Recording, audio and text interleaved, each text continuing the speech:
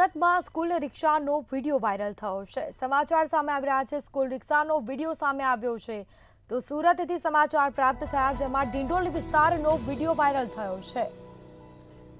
આ સાથે ચાલકે વિદ્યાર્થીને રિક્ષા ચલાવવા આપી હતી। ચાલકે વિદ્યાર્થીઓના જીવ જોખમમાં મૂક્યા છે, જેના સીધા દ્રશ્યો સામે આવ્યા છે। તો એક જાગૃત નાગરિક દ્વારા તેનો વિડીયો બનાવવામાં આવ્યો છે। તો સોશિયલ મીડિયામાં આ વિડીયો વાયરલ થયો છે। તો સુરત સ્કૂલ રિક્ષાનો વિડીયો વાયરલ થયો છે, જેમાં ડિંડોલી વિસ્તારનો આ વિડીયો હોવાનું સામે આવ્યું। ચાલકે વિદ્યાર્થીને રિક્ષા ચલાવવા આપી છે તે સ્પષ્ટપણે નજરે પડી રહ્યું છે। આ સાથે કોઈ જો મોટી દુર્ઘટના સર્જાશે તો તેની માટે જવાબદાર કોણ રહેશે તે એક મોટો પ્રશ્ન છે।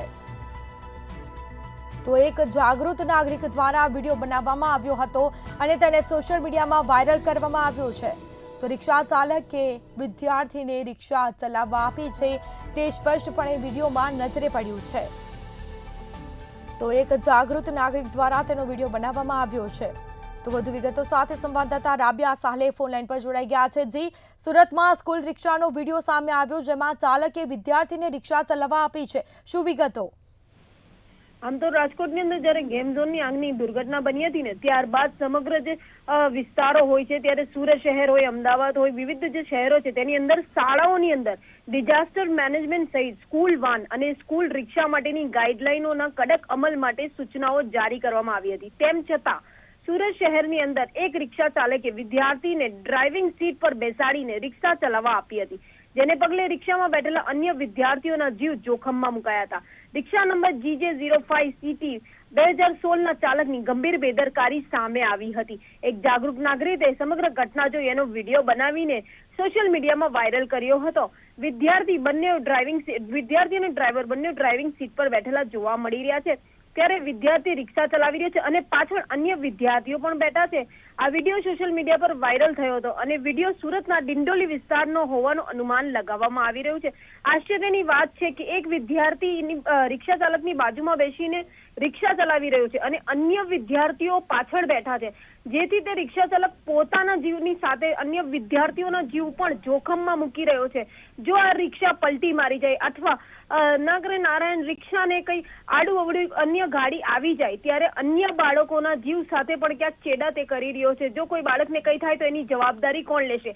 આ વિડીયો સોશિયલ મીડિયામાં વાયરલ છે, છતાં પણ શું આરટીઓ આંખ બંધ કરીને બેઠી છે કે વિદ્યાર્થીઓના હિતની કોને પડી નથી? કઈ શાળાનો આ વિડીયો છે એ તમામની જે છે અત્યારે તપાસ કરવામાં આવી રહી છે, પરંતુ રોડ રસ્તા પર આ રિક્ષા ચાલી રહી છે તો ટ્રાફિક પોલીસ ત્યારે શું કરી રહી છે? શું ટ્રાફિક પોલીસને માત્ર ચલાન કાઢવાની જ પડી છે? બાળકોના હિતની, બાળકોની સુરક્ષાની વ્યવસ્થાની કોઈ જાતની કોઈ જે કહી શકાય કે સુરક્ષા વ્યવસ્થાની કોઈ પણ ફિકર કોઈને રહી નથી, તેને લઈને આ રિક્ષા બેફામ ચાલી રહી છે રોડ રસ્તાની ઉપર અને તમામ લોકો આ રિક્ષા ચાલકને જોઈ રહ્યા છે કે આ નાનો અમથો બાળક જે છે એ બેફામ રિક્ષા ચલાવી રહ્યો છે અને અન્ય બાળકો પાછળ બેઠા છે।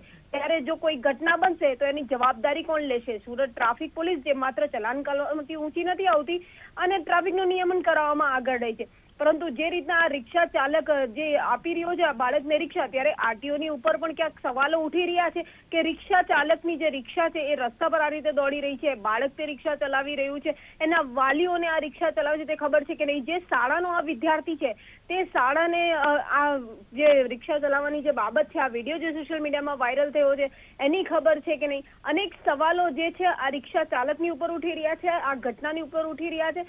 જે બાળકોના જીવ જોખમમાં મુકાયા છે એ બાળકોમાંથી કોઈકને કઈ થઈ જાય તો એ વાલીઓ કોનું ગળું પકડશે? કયા તંત્રને કહેશે? કારણ કે એની અંદર આરટીઓની ચૂક કહી શકાય છે, ટ્રાફિક પોલીસની ચૂક કહી શકાય છે, સાથે જ રિક્ષા એસોસિએશન દ્વારા પણ કહેવામાં આવે છે કે સ્કૂલ જે ખાસ કરીને આરટીઓની આપણે વાત કરીએ તો આરટીઓ દ્વારા દરેક વખતે જે છે ચેકિંગ હાથ ધરવામાં આવતું હોય છે।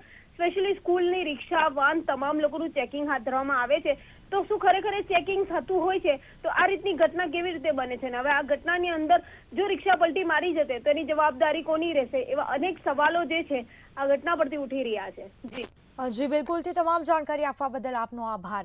તો આ સાથે ડિંડોલી વિસ્તારનો આ વિડીયો વાયરલ થયો છે, જેમાં ચાલકે વિદ્યાર્થીને રિક્ષા ચલાવવા આપી છે, સાથે અન્ય બાળકો પણ બેઠા છે। જો કોઈ મોટી દુર્ઘટના સર્જાશે તો તેની માટે જવાબદાર કોણ રહેશે તે એક મોટો પ્રશ્ન છે।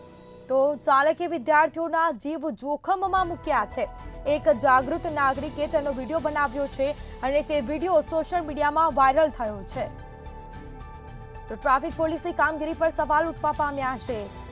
તો સુરતના સ્કૂલ રિક્ષાનો આ વિડીયો જે સામે આવ્યો છે તે ડિંડોલી વિસ્તારનો વિડીયો હોવાનું સામે આવ્યું, જેમાં ચાલકે વિદ્યાર્થીને રિક્ષા ચલાવવા આપી છે. તે સ્પષ્ટપણે નજરે પડ્યું છે. એક જાગૃત નાગરિક દ્વારા તે વિડીયો બનાવવામાં આવ્યો છે. સોશિયલ મીડિયામાં તેનો વિડીયો પણ વાયરલ થયો છે.